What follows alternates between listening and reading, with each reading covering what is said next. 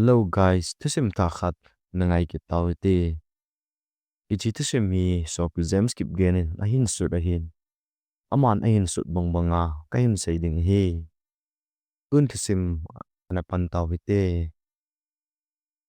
Zingka khuwa dingkon ahitan zulawa te zong. Agi namunaba kona aham ginusu. Zingka asun angai di senin chune. Lung hela hel zong omle inahi. Ohung ba satan. Ông bà xã xã in các cái thấu độ bày ngà lên. Có lối bà thấu độ đinh chân. Có lối bà bèm bù tì in lăng chư. Các dồn bày tà nà hi. Có lối bà tì in các cái phần lệ. Bèm bù nuôn dòng. Mình nal nó hông pil kít nà e. Có lối bà hin nắng pil nà hi. Nếu khát bệ kì lạ thầy lệ. A hin tin. Yên dòng hé nô. Khát vây cung cung lệ. Kì tì mong hi chư. Azole kaloipa nikho umintin i amasa nga ka kho che ni ding phan hum na ta katin kenjang kaloipa lupna ko na chun ka tho do in bai hungo piti lei na ding phat aling tai tuzing ka isei dizong atamin taiwa hite katin hi le aman zong no pil kit ne e atin piti leiding na chun akibong hai the tu in ini zong limpita asun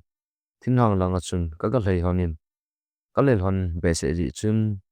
mun khanin kagi solum tan kaloi pai zong bai ipi seding na ti a seding atame na ti ham tun seding tengem ati phanin ken zong jang khat jan ni kalo long ba chui la to go ma gagi ding zan le gam len ding o thu chu ka sei ne hi le amazong atha anum le zingin amanzong ale bai iti le ikigut dingham ngalal omwal kit tai ati panin kenzong ale bai jingmama le chi tai te kati chun atha anom le zingin jingni kho ahi ding chu angalal le jing ta na hi eni zong hiti chun kakyo lolonin innanga din kakile kilhon ta na hi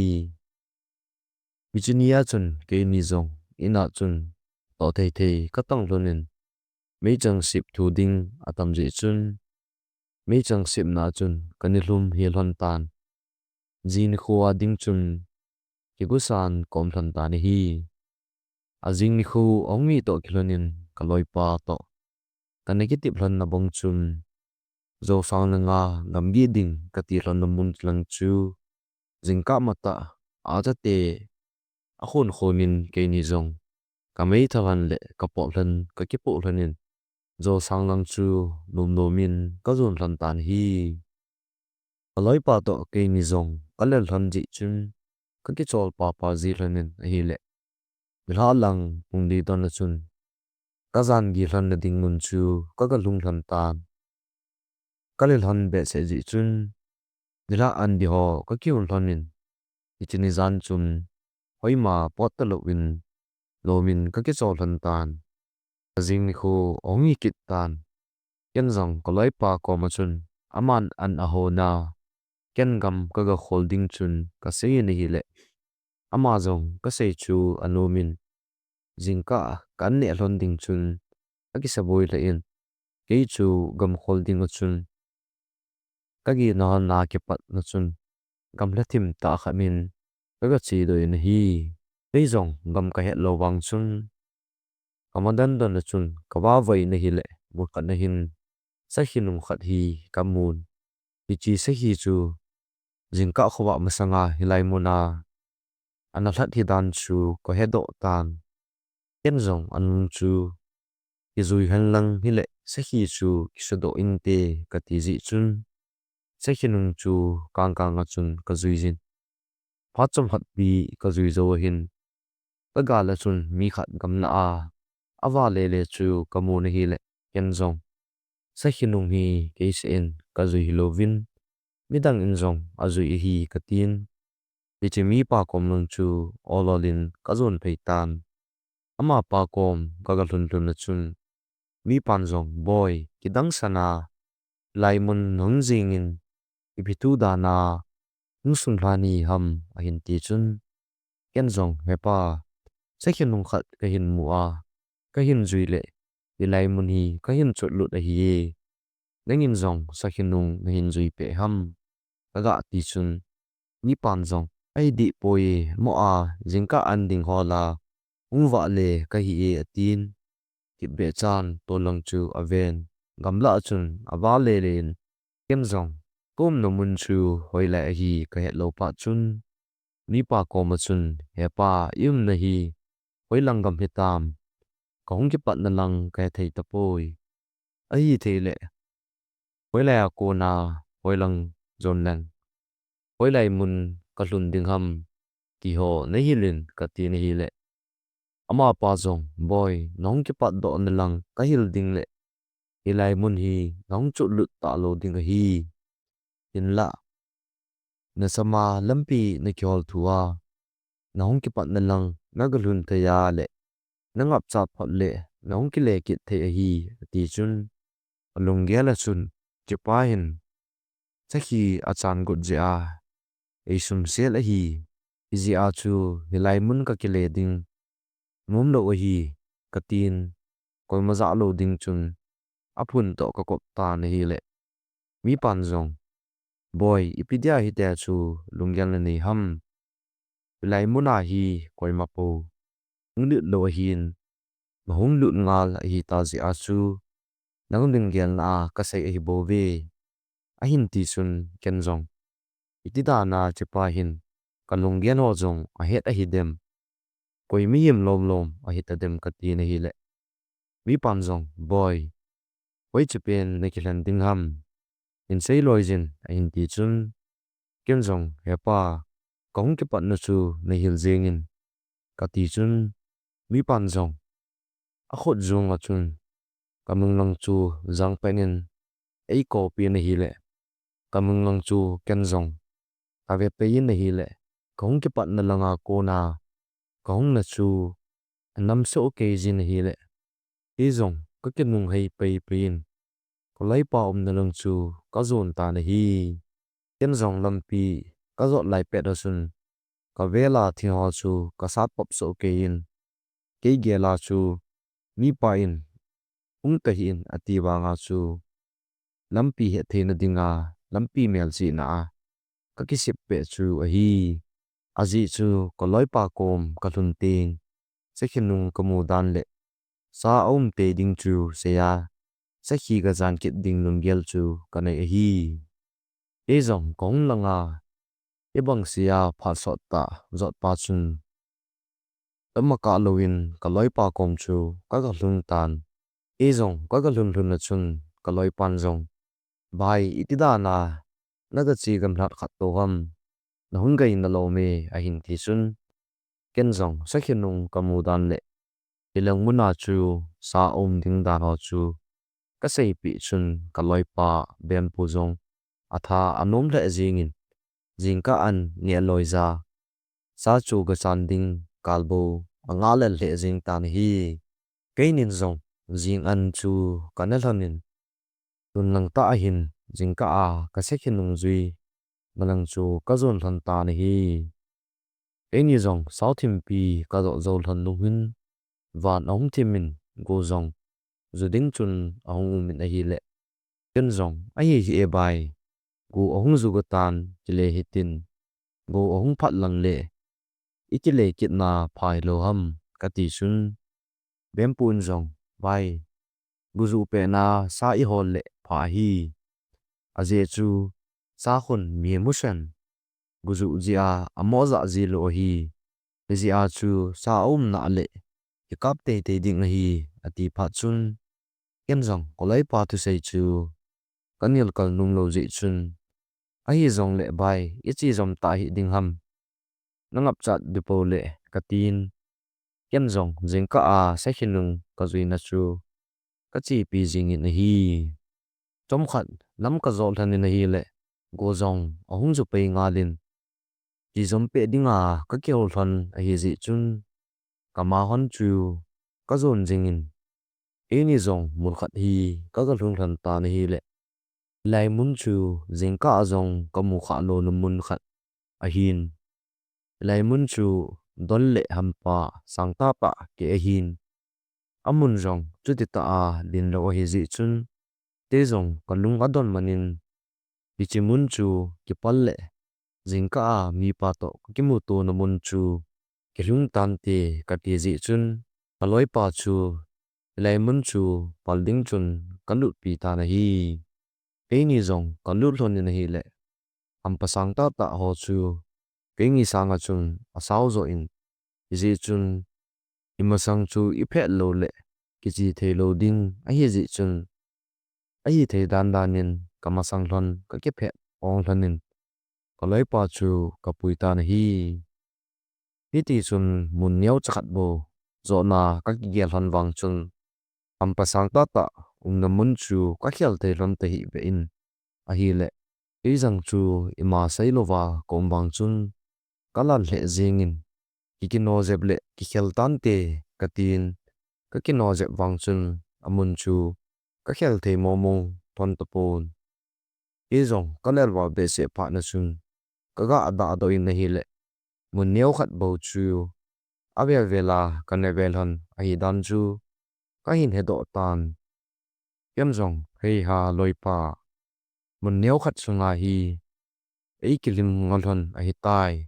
tu hin da do in lang a khela chun chi do lo hi te a khuti lo le lai mun neu khat na hi ni rum han te ding a hi tai ka tin ke nin jong a khela chun ka pot do hlan tan hi gu a ha zu to hi le phat hi ti chen gu ke thu zi chun ka pum thanin ka che do hlan tan aban chi be ding chu koi zo sangin ka ngap cha thong do pa chun yam langa kinung le a jing ni kho le chi phat kit ding chun ka ki gong hlan tan hi yam mun zong ka ga lung hlan tan adap wal zi chun ima dang bol talovin mei ka ti loi hlonin mei oi to dila an ka ki hul hlonin men no min hiti chun agam dan ho chu ka ki hol lim hlonin hi zan ong ki tan ke zong ni rum ke ta banga gu ki thu a hi zi chun ka khu a si do in lel zong ka lel zi chun mata chun ka ki cholin ka imutan hi chi za na hin ken zong mang kan na in ni chi za na ka manga chun ona mun neu khat nain gam wa lon na kum chan lon chu ka mang mo ni na hi le ichi kum na lon ve la chun nunga go lang chapang naw sen tam thim ta hin e ni chu ai ve un abang khat chun e nui sat jiu ve na hi le kamai chan kom lai ta chun mi hem jong hello amial ke thelo khat hi ahong umin itin ain sei tai ina damani kile num thon le ung da thon jing tan nong kile kil hon le tu chunga hi na chung thana buina len ta na to thon ding a hi tai atin ichun mial ke hello chun abang le anui jin abang le evial khum jin alam le le in hi le ezong kamanga ko na sun ka hung king khang in hi le kamang chu kalung dim pi la in ezong zana sun ka ki gelin ilai mun da la a mun chom gam choma ka gi ding ka ti jin abang le chimang po manga chu aza zat ki mat na ta ka ti jin iti chun jan khowa ke chun kalung gel ka sai ka le le lai ta chun ozong anawa langal tan hi le ezong ka ki thau pe pein mei ka ti phan tuisa don ding ko omin kalup na a ka ga i mu kit chun kana i mu pe ngalin ezong kong kha kit chun koloi pa chu jingka bulame anon minin bol the anabolin ani ki pai the thu chun kezong ka ki thau do in bai nang pi hi ung jinai le chun na jinun no masa le di yo kaga atin aman jong e bai koran lai le ki felin tin yung jinai tin ki tai to bet mei the chumem kon asai theem tu ni jong hi nang la ke dia in kho ran a chei ni jong ki molo chume a hin ti chun zana kamang chu ka gyal do pe jin ken jong bai so a hi lo lo se hi in mi min ikam iti pia hi thu mo sei lo ding hi ka ti chun lem puin zong e bai mo a kan mo sei bo chu a thu to hung ki to ti ma le ka sei hi atin nui zong nui lovin a thip be tan hi penin zong jing an kan hlonin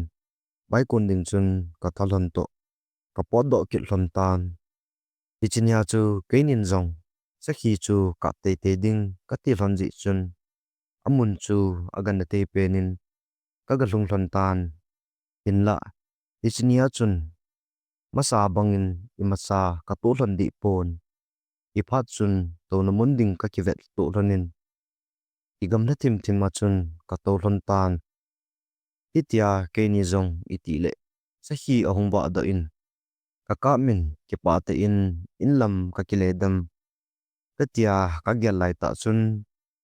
ka loi pa to ka to na hlon lai ta chun ipi ham khat ahung pu la in hi le en zong chiu san hi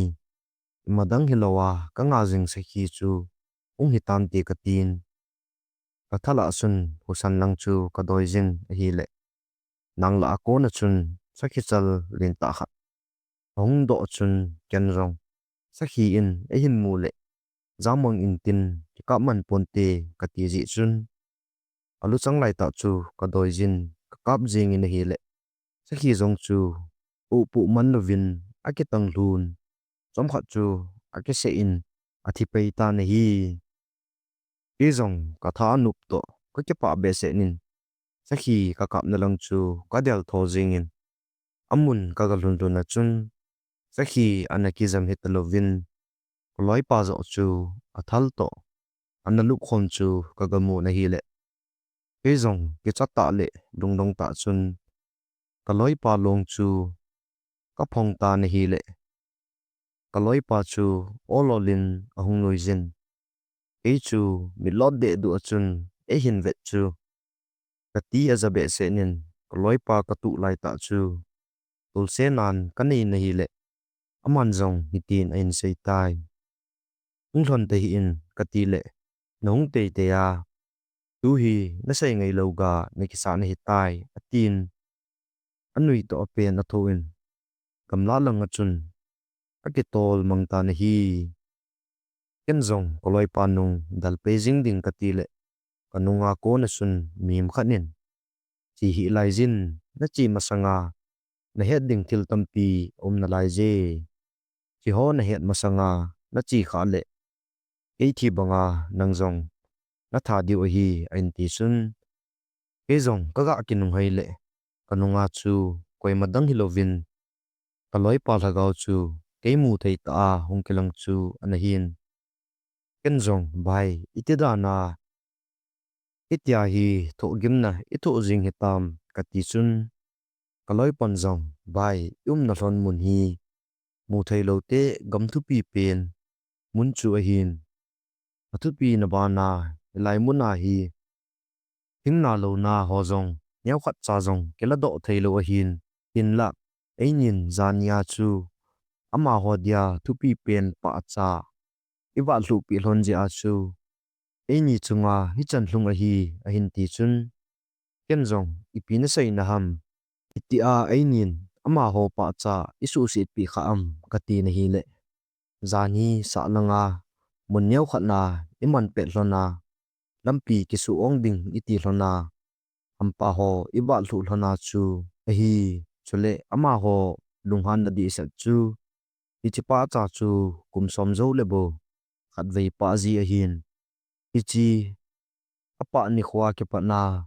amo hla chan gol nup lo pi ta aman jiu a hin einin ina su bui hlon chu a hi tai a hin ti sun ke zong lungim nan ka dim jengin ima bolding zong lunggel ka nei thei ta pon itia kalung agim lai ta chun kaloi pan bai lungkham hi in e athisa hi ta zong leng nang ba in kalong hi ama ho ko na negala do pi thei ding hi nang thip mo na khat cha hompoi ka sei bol chun ai zingi a hin ti chun ken zong in sei jing in tu tua ka ke pat pe jing ding hi nalung kalado taka a ki cholo ding ka hi kati sun aman zong bai imazau si na bol masangin kitip na khat nein a khuti lo le mu thei lo ten na nui si diu imachalawa nangjong na tha diu a hi ai ti sun ipiti ka kitip ding ham kati sun aman zong na mei thal longa tuina khum ding tuni kaloi pangai ta lungdap sa kalado na ding a hi mu thei lo ten zong ying lova pan kala jing ding a hi tin lang tui chu donin a hin ti sun ken zong kanui langa bachan yaw khat na langa chun kamei thal long chun tui ka thal dim se nin kaloi pan e hil na bang chun ka sein ka don ta ni hi le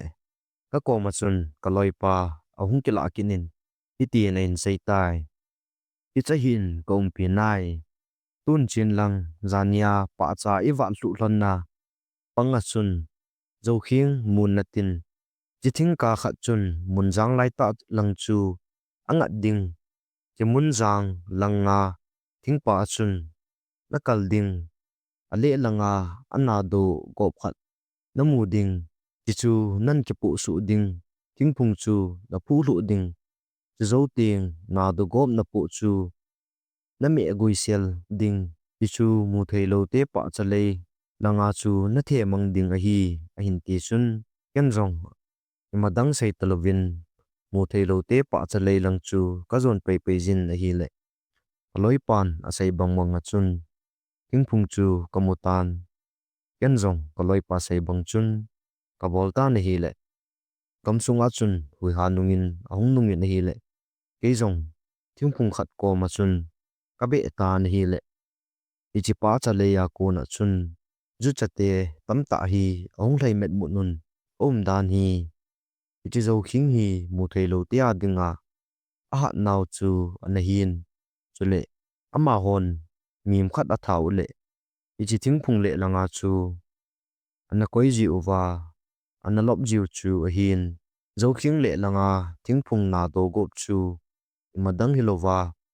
koloi pa long chu ana khai uwa ichi mi him long chu an lop u a hi ken hi chuna do gop kami guiza ama ho kom langa ka the hla chu mu thei lo te to koloi pa chu gal ke sa do chu ana hi in ichi huinun chung sia chu ki sa do a hin ju cha ho ong hlei do zo su ke pha do chun koloi pa zong mu thei ta chun ka komin ahung ding kinin itin ein sei tai bai pa chale lai lunga khun thing na do asan khat mun na tin chi chu choin lang ichina do achun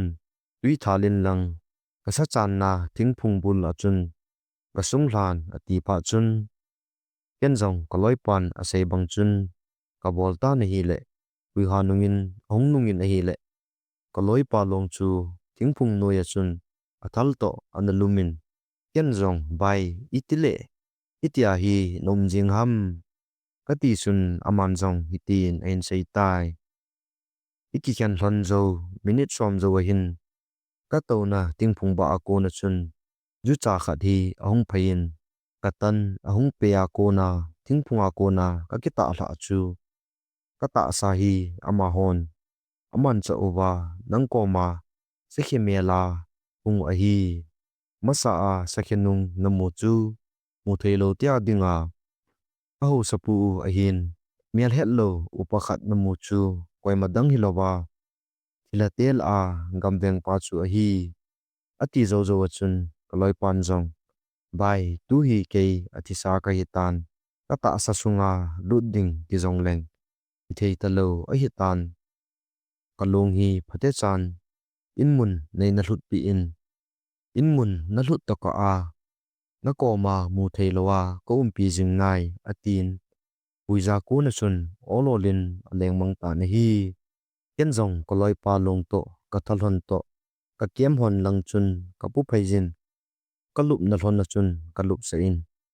ke jong khusunga mi ko ding chun ka chi tan ni ha lang khujen ding ko na hin khusung ka ga hlung ta ni hi le ken jong thilum dan zo si chu husupu kom ka hlu ni na hi le aman jong agan na thei penin husunga pusal thahat ho chu ahin khomin ken zong ama ho chu kilon piding kati na hi le ho sapun boy nang chi da tan nelal valtai lampi zo chu na loi ho hi paten hilin lang ama hon pathisan hin thut naw vinte ati ji chun ken zong agam dan le lampi ho chu ka hilin ama hon zong ka loi pa chu aga putaw vin zan pungsom khat lang hin ona chun ahin phataw vin hi le ho sapun zong ama hi thi se hi ji chun husung hin pulu da taw vin lang than mol lang zo in upei pei taw vin uke vui na ding hlan khu zong kelai chai hi tai agan na thei pe na vui do ding ngei tu te ati pha chun husung mi te to koloi pa longdap sa chu than mol to ki gal je ma chun ka vui taw vin pula pa te khanga ke patna gamla a nim khat chu thisia ong thi kha le husunga pulut lova ki vui na ding mun lang ki zon pe pe ji a hin chule itia thisi ho chu midang to ki vui na to zong ke bang lova mun chombe wadung pangti ho a ani ki vui zia ko jing zong ani ki ta pi ji lo a hi ichan na hin tusim agi chai ta